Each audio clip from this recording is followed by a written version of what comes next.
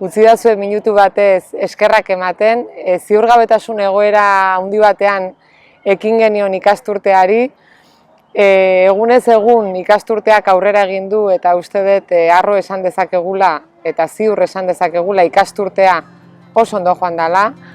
Eta hori komunidadeari esker izan da. Eskerrak eman nahi dizkizuet familiei une oro ikastolako profesional taldean jarri dezuen konfidantzarengatik.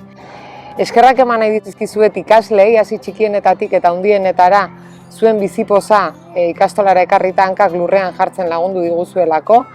Eskerrak eman nahi dizkizuet tarteka etxean egotea tokatu zaizuen hoiei, erakutsi dezuen jarrera ulerkorrarengatik eta gauzak ikaragarri errestu dituzuelako. Orain etxean zaudetenei ere musu potolo bat. Eskerrak eman nahi dizkiot langile talde guztiari, ikaragarrizko lana egin duelako aurten, eta haien lanari esker atera dugulako aurrera ikasturtea atera dan bezala. Zerbitzutako langile, idazkaritzako, irakasle, eskola kiroleko begirale denen lana izan da ikaragarria, mila esker benetan. Eskerrak eman nahi dizkiet ere udale bai Pasaiakoari eta Lezokoari, behar izan dugunean eskaini dizkiguten azpiegiturengatik eta eskaini diguten laguntzarengatik.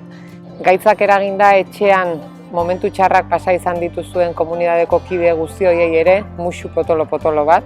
Eta zer esan, naiz eta datorren ikasturteari begirare, oraindik ziurgabetasun puntu bat badegun, ilusio handiarekin ekingo diogula datorrenaren prestaketari, eta zenbait egoeretara egokitu egingo gerala, ohitu inola ere ez, umeak, ikasleak, nerabeak, gazteak erdigunera ekarriko ditugula, eta datorren ikasturtea ere gutxienez hau bezain ona eta lan neurrian hau baino hobea izatea espero dugula.